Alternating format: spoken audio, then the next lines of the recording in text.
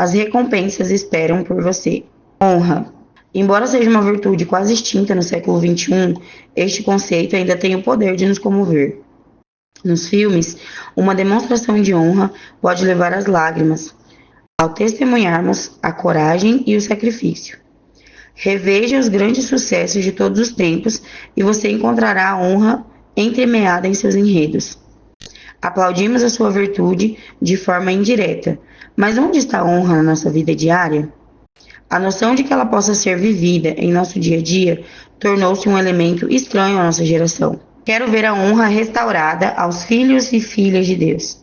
Ela é a chave essencial para recebermos de Deus. E é exatamente por esse motivo que o inimigo de nossas almas simplesmente eliminou o verdadeiro poder da honra. A honra traz consigo grandes recompensas, recompensas que Deus quer que você receba. A honra tem o poder de aprimorar grandemente a sua vida. Você está prestes a embarcar em uma jornada que o levará para mais perto do coração de Deus, o autor de tudo que é digno de honra. Oro a Deus pedindo que essas verdades reveladoras afetem a sua vida de uma forma profunda e prática. Muitos só aprenderam essas lições no final de suas vidas. Por esse motivo, o apóstolo João escreveu com urgência: Acautelai-vos, para não perderdes aquilo que temos realizado com esforço, mas para receberdes completo galardão. 2 João 8. João era um homem velho, com aproximadamente um século de idade quando escreveu essas palavras. Ele compartilhou o seu discernimento, adquirido a duras penas, para que hoje fôssemos beneficiados. João tinha conquistado a vantagem que alcançam os homens e mulheres que vivem muito e bem. É o destino ao qual se chega quando se percorre fielmente o caminho da vida a fim de cumprir sua vocação. Um lugar de segurança e força, algo que chamo de unção de avô ou de avó, quando eles falam: os que são sábios ouvem. Durante os últimos 25 anos, tive a oportunidade de desfrutar de alguns encontros com homens e mulheres desse tipo. São embaixadores que gastaram bem os dias de sua vida e entraram na fase que podem olhar para trás com conhecimento. Estes veteranos experientes desenvolveram alguns atributos comuns, 3 dos quais discutiremos aqui. Primeiramente, eles localizam instintivamente o cerne de uma questão. Não ficam debatendo ao redor de algo, nem perdem tempo com o que não é importante. Em segundo lugar, eles dizem muito com pouquíssimas palavras. E em terceiro, as palavras que escolhem são precisas e de peso. A comunicação econômica desses homens e mulheres, por assim dizer, leva consigo maior peso do que as mesmas palavras ditas por outra pessoa, que não andou tão bem ou por tanto tempo pelos caminhos da vida. Depois de um desses encontros memoráveis, descobri-me meditando durante meses em apenas uma ou duas frases ditas por esses veteranos experientes. À luz desse raciocínio, podemos crer que o apóstolo João estava dizendo muito através de uma simples sentença. Na verdade, meditei nessas palavras inspiradas durante anos, e a revelação contida nelas continua a se expandir. Vamos examinar sua advertência, uma frase de cada vez. Não perca a sua herança. Ele começa com acautelai-vos. João encoraja cada um de nós a tomar cuidado, examinar e prestar atenção em nós mesmos. Ele empresta uma certa urgência às suas palavras, pois o que está para comunicar não deve ser encarado de forma superficial, mas ponderado com profundidade. Uma atenção cuidadosa deve ser dispensada para que não venhamos perder as coisas pelas quais nos esforçamos. Isso é um pouco preocupante. A possibilidade de perder aquilo que foi ganho com esforço. Imagine um fazendeiro trabalhando para limpar o seu campo. Ele se empenha em meio ao calor do dia para tirar as pedras e pedaços de tronco que poderiam impedir o solo de produzir uma colheita. Depois de limpo, ele ara e cultiva a terra, preparando-a para receber a semente. Depois que o campo está semeado, ele se esforça para manter as condições ideais para que a sua plantação floresça, fertilizando, arrancando as ervas daninhas e regando as suas sementes. As plantas brotam e o seu trabalho continua, enquanto ele protege os campos das pragas e de tudo que possa arruiná-lo. Então, quando faltam algumas semanas para a colheita, ele fica cansado e desiste. Todo o trabalho foi inútil, pois ele perde toda a sua produção por causa da sua negligência final. Ou talvez uma tempestade estivesse ameaçando chegar. Ele viu os sinais, mas se recusou a agir. Esse erro custou-lhe a colheita. Que perda de tempo, dinheiro, trabalho e recursos, apenas para vacilar no momento da concretização. E quanto ao homem de negócios que se dedica a construir uma empresa durante anos, apenas para perdê-la no final por causa de algumas decisões erradas, mais uma vez, é trágico. Em ambos os casos, os benefícios do trabalho intenso são perdidos em um instante por causa de escolhas erradas. É por isso que as Escrituras nos encorajam repetidas vezes a terminarmos bem. Aquele que persevera até o fim, Mateus 10, 22, 24, 13, Marcos 13, 13, e novamente, porque nos temos tornado participantes de Cristo se, de fato, guardarmos firmes até o fim. A confiança que desde o princípio tivemos. Hebreus 3,14. E ainda, ao vencedor que aguardar até o fim das minhas obras. Apocalipse 2, 26. ênfases do autor em todos. E a lista continua. O cristianismo não é uma corrida de velocidade, mas de perseverança. Portanto, não é a forma como começamos a corrida que conta, mas sim a forma como a concluímos. O modo como a terminamos é determinado pelas escolhas que fazemos, e estas, em geral, são formadas pelos padrões que desenvolvemos ao longo do caminho. Momentos que decidem a nossa vida. Houve um incidente com um de nossos filhos. Ele queria fazer algo que eu não aprovava e sabia qual era a minha opinião. Eu sentia, porém, que ele tinha idade suficiente para lidar com a situação. Então a decisão final era dele. O tempo passou e descobri que ele optara por ir contra o meu conselho. Mais tarde, nos sentamos para discutir a escolha que havia feito. Expliquei. A escolha cabia a você, mas quero aproveitar essa oportunidade para lhe ensinar algo. Havia um jovem rei chamado Roboão. Pouco depois de iniciar seu reinado, seus súditos lhe levaram um problema. Teu pai fez pesado nosso jugo.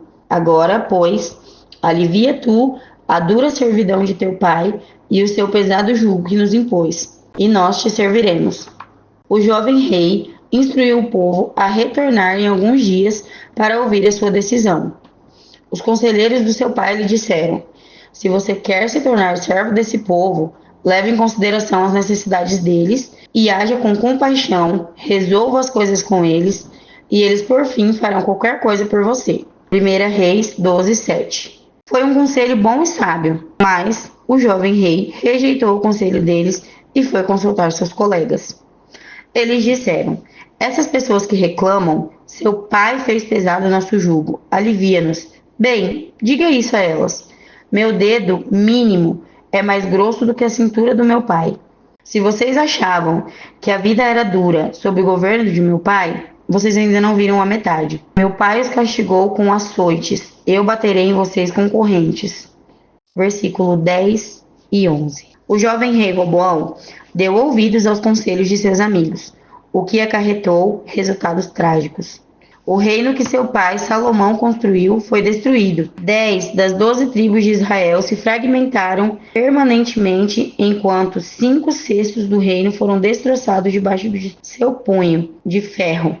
Uma escolha errada custou-lhe caro para o resto da vida. Então disse a meu filho: vamos voltar atrás.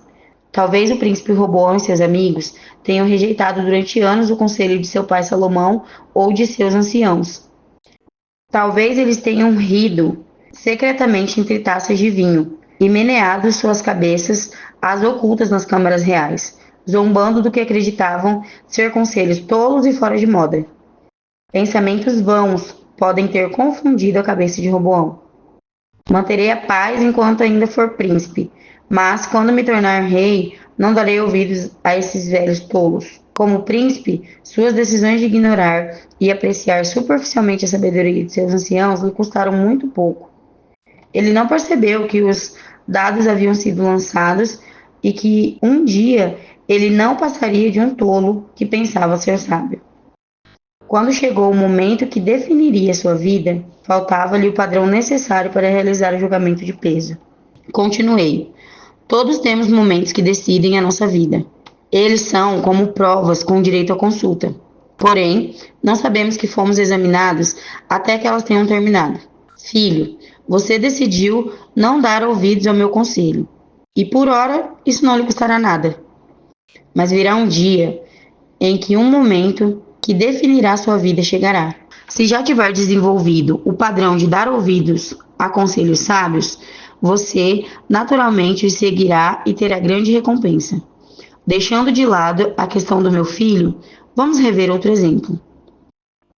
Os filhos de Israel não haviam desenvolvido o padrão de dar ouvidos à palavra de Deus. Eles haviam sido libertos da escravidão, mas continuavam reclamando e desobedecendo. Às vezes, esse comportamento parecia ter como resultado um custo mínimo, e em outras, ele não parecia afetá-los de forma alguma. Entretanto, durante o processo, um padrão estava sendo estabelecido. Finalmente, o momento que definiria a vida deles surgiu. 12 espias foram enviados a Canaã para dar uma olhada na terra que Deus havia separado para ser deles. Os espias voltaram com um relatório negativo e desanimador, e toda a congregação os seguiu e começou a reclamar como antes. Mas dessa vez, isso lhes custou caro. Eles jamais entrariam na terra prometida e teriam de vagar pelo deserto pelo resto de suas vidas. Em apenas um instante, perderam tudo o que haviam se esforçado para possuir. Não houve como reverter o prejuízo. Embora pudessem vê-la, jamais tomariam posse de Canaã, assim como Roboão perdeu as 10 tribos pelo resto de sua vida e por muitas gerações à frente. Existe uma lição importante para jovens e velhos aqui. Não devemos simplesmente obedecer a Deus. Precisamos capturar o seu coração. E então vislumbraremos a sabedoria que se esconde atrás de suas diretrizes. E não veremos unicamente como leis. O jovem príncipe Roboão nunca capturou o coração de seu pai ou de seus anciãos. A geração mais velha dos israelitas nunca conseguiu ver o que Deus estava fazendo, ou a bondade do seu coração para com eles, e perderam tudo. Agora, vamos dar uma olhada no outro lado da moeda. Há exemplos por toda a Bíblia em que indivíduos vislumbraram o coração de Deus e desenvolveram modelos sábios para uma tomada de decisão. Quando aqueles momentos que decidem uma vida surgiram sem avisar, eles reagiram corretamente e receberam grandes recompensas. A forma mais simples de não perder aquilo pelo qual nos esforçamos é desenvolver padrões e honrar de forma consistente o conselho de Deus. A cada dia, oportunidades de fazer escolhas se apresentam diante de nós. Virá o dia em que olharemos para trás e saberemos quais delas, de fato, tiveram o poder de definir nossa vida. Mas, se tivermos desenvolvido padrões baseados em Deus, continuaremos seguindo por esse caminho e, mais tarde, receberemos a nossa recompensa. Recompensas. Isso nos leva ao próximo ponto de João. E a fim de facilitarmos a consulta, transcreveremos todo o versículo. Acautelai-vos para não perderdes aquilo que temos realizado com esforço, mas para receberdes completo galardão. Observe que Deus é um Deus galardoador. Ver Hebreus 11:6. Essa é uma verdade que precisamos firmar bem fundo em nossos corações. Na verdade, Ele ama recompensar-nos. Como foi que Ele se apresentou a Abraão? Depois desses acontecimentos, veio a palavra do Senhor a Abraão, numa visão, e disse: Não temas, Abraão, eu sou o teu escudo, e o teu galardão será sobremodo grande. Gênesis 15:1. Uma outra versão traz: Eu sou o seu grandíssimo galardão. Uau, que maneira de se apresentar a alguém. O Salmo 19, versículo 9 ao 11, faz eco a essas palavras dizendo: Os juízos do Senhor são verdadeiros e todos igualmente justos, em os guardar a grande recompensa. Lemos no Salmo 57, versículo 2: Clamarei ao Deus Altíssimo, ao Deus que por mim tudo executa e me recompensa, que faz com que os seus propósitos para mim venham à existência e com certeza os realiza. Deus é um Deus galardoador e ama recompensar os seus filhos. Como pai de 4 filhos, descobri parte desta alegria. Amo ver os seus olhos se iluminarem de gratidão e a satisfação tomando conta deles enquanto se deleitam com a lembrança de uma escolha bem feita e recompensada. No entanto, também aprendi que não é sábio recompensar o mau comportamento, premiando aqueles que não merecem ou que não conquistaram aquela recompensa. Destruímos o poder do incentivo, e o incentivo é uma coisa boa. Meus garotos sabem que eu os amo, mas, com o passar dos anos, eles cresceram e entenderam a diferença entre o meu amor e o meu prazer. Deus ama cada um de nós profundamente, e o seu amor é perfeito. Entretanto, isso não significa necessariamente que não haverá momentos em que ele estará insatisfeito com as nossas atitudes e escolhas. Deus recompensa aqueles com quem ele está satisfeito, aqueles que dão ouvidos aos seus conselhos. Observe que João diz: para receberdes completo galardão. Enquanto eu meditava, a palavra completo saltou da página. Pensei: se há uma recompensa completa, então há também uma recompensa parcial. E também a possibilidade de nenhuma recompensa. Lembre-se, não estamos falando de salvação aqui, mas de recompensas. Meditando um pouco mais, concluí que há 2 aplicações às quais João se refere. A primeira é o trono do julgamento de Cristo. Paulo declara: entretanto, estamos em plena confiança, preferindo deixar o corpo e habitar com o Senhor. 2 Coríntios 5:8. De imediato, percebemos que Paulo não está se dirigindo a toda a humanidade, pois quando um incrédulo está ausente do corpo, ele não está na presença do Senhor, está antes no inferno. Isso pode parecer duro, mas é a verdade. Jesus não veio ao nosso mundo para condená-lo, muito pelo contrário, veio para salvá-lo. O mundo já estava condenado por causa de Adão, que nos vendeu para a morte eterna. Ver João 3, versículo 17 e 18. Somente aqueles que recebem Jesus Cristo por meio de um comprometimento total de suas vidas a Ele estarão presentes com o Senhor quando deixarem para trás os seus corpos terrenos. Paulo continua a se dirigir aos crentes. É por isso que também nos esforçamos, quer presentes, quer ausentes, para lhes sermos agradáveis, porque importa que todos nós compareçamos perante o tribunal de Cristo, para que cada um receba segundo o bem ou o mal que tiver feito por meio do corpo. 2 Coríntios 5, versículo 9 e 10. Todo crente comparecerá diante do trono do julgamento de Cristo. Naquele dia, cada um de nós receberá de acordo com o que fez durante o seu curto tempo na terra. A nova tradução na linguagem de hoje afirma: e cada um vai receber o que merece. Os nossos pecados não serão julgados, uma vez que o sangue de Cristo erradicou a punição eterna determinada para o pecado. Em vez disso, seremos recompensados ou sofreremos perdas pelo que fizemos como crentes. As nossas ações, palavras, pensamento e até mesmo motivos serão inspecionados à luz da sua palavra. As coisas temporárias sobre as quais edificamos a nossa vida serão consumidas, o que resultará em perda, e as eternas serão purificadas e transformadas em recompensas duradouras.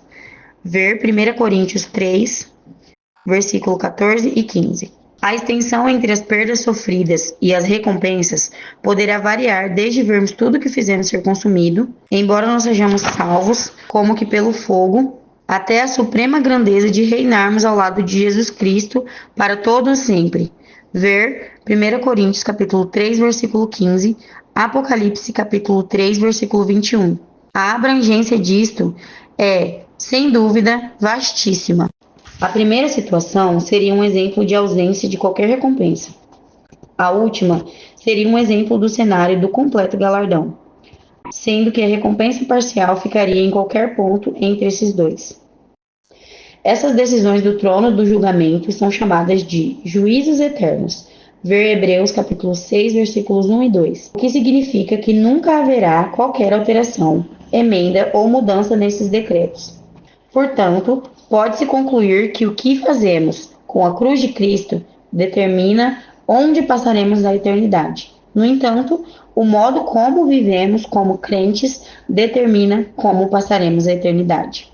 É sábio portanto, olhar diligentemente o que as Escrituras dizem sobre os juízos eternos e as recompensas eternas. Esse conhecimento é definido como uma doutrina elementar de Cristo. No ensino fundamental, a sua base é adquirida com todos os elementos essenciais da educação, como a leitura, a escrita, a matemática e etc. Você consegue imaginar tentar construir sua formação de ensino médio ou universitária sem saber ler, escrever, somar ou subtrair? Seria impossível.